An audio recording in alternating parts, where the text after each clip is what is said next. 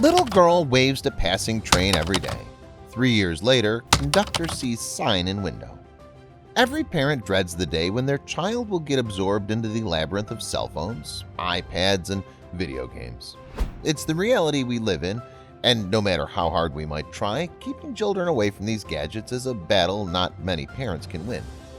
But until that day comes along, there are still moments in every parent's life where they see their child mesmerized by the simpler things in life. Take, for instance, this heartwarming story that a mother shared on the Love What Matters page about her daughter who grew fascinated with trains. Let's share a story of a little girl and a train conductor. But before we start, don't forget to hit the like button and also subscribe to our channel to get some interesting stuff. When was the last time you did something nice for a complete stranger?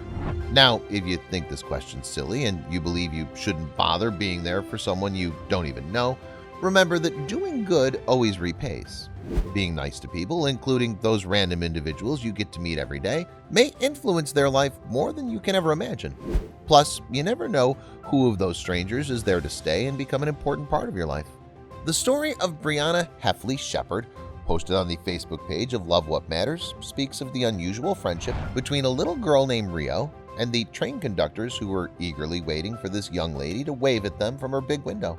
Brianna Heffley Shepard is a mother who also works in the family's construction business.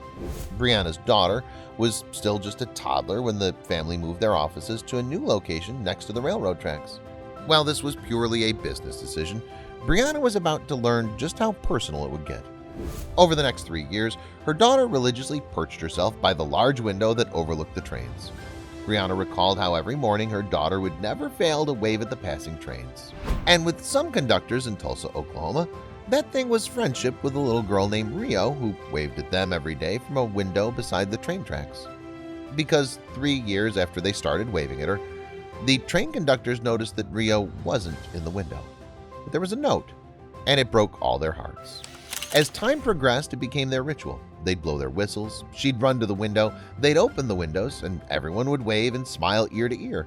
I teared up almost every single time. Shepard wrote in a heartwarming post to Facebook featuring 2 photos of her girl waving to trains. Then, a few weeks ago, Rio started school. Brianna remembers just how hard that transition was. Her transition to daily school hit me a little harder than I was expecting. But it hit me the hardest the first day the train came when she wasn't there. They blew their whistles, they opened their windows, but I was the only one standing there just crying and weakly waving. Like many parents, Shepard found it hard adjusting to her daughter starting full-day school, but the absence of the train ritual is what she says hit her the hardest on that first day. The conductors held up their end of the bargain, blowing their whistles and waving with the windows rolled down, and Shepard was so heartbroken that she made a sign that read, "She started school," to hold in the window the next day. 3 weeks later, a man in a neon yellow shirt knocked on the shop's door asking about Rio. He was there to ask about the little girl with the blonde hair that waved to the trains. He was one of the conductors, and they'd all been wondering what happened to her. Today they'd had a short train, so they stopped down the tracks, walked to our building, and knocked on our door. They'd seen the sign but couldn't make out what it said.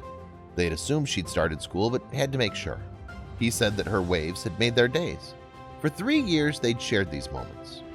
If you're not already crying along with Shepard, brace yourself for the next part. The man asked if he and the other conductors could do something special for Rio, and now we'll be sending her birthday gifts in a few weeks.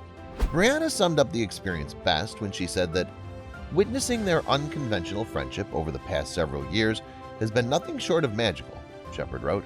To know it impacted them just as much as it impacted us fills me with love and hope. The visit today and their ongoing kindness to Rio has reaffirmed my faith in goodness and humanity. These are moments we'll always remember. So let's share another life-changing story of a little girl just to see the impact of kindness. Connor Fitzgerald and his parents came to the Marines Dunes via Monterey Bay to have a great time. The dunes occupied about 170 acres of protected land on the central coast of California. A number of rare animals and birds visited this place. Park Authority also offers access to the public so they can hang out at the beach. Kids love to go to the beach because they can make and destroy sandcastles or dig for buried treasure. And luckily, plenty of sand at the Marina Dunes, which is smooth, easy to work with, and most importantly, it's clean. There's also no chance of catching an infection, touching pollutants, or getting hurt by sharp objects. But the dunes are not as safe as people always think. The day at the dunes was warm and sunny, and also sweet for enjoyment. That's why lots of people had come to have fun. The little girl, Alyssa Bostic, was also there to relax and enjoy the day, just like Connor and his family. Alyssa Bostic, a 5-year-old girl, had created a small cave during her playtime, and then she decided to fit into a small hole with some excitement. But when the little girl climbed in, the situation became serious as the sand cave collapsed. Alyssa stuck inside, and she was completely buried in the sand. Luckily, 11-year-old Connor Fitzgerald was playing with his friends, and they were all enjoying their day out, and made a game out of trying to dig out caves in the sand. While playing in the sand, he realized that a young girl was buried alive under the sand. The boy had no idea about what to do in such a condition, but when he realized that the only person that could save her life was him, he then decided to come to Alyssa's rescue all by himself.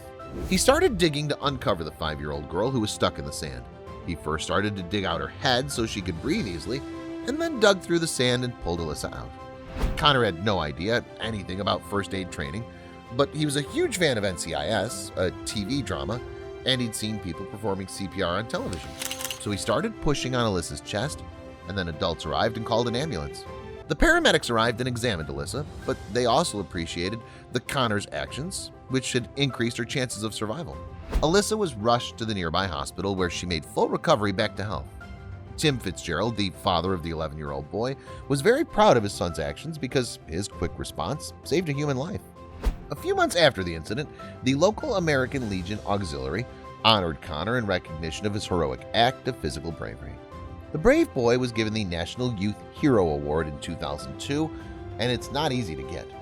A little bit of kindness goes a very long way, just as the kindness the railway workers showed to the little girl has impacted her life forever. And on the other side, the braveness of a young boy has saved the life of a young girl.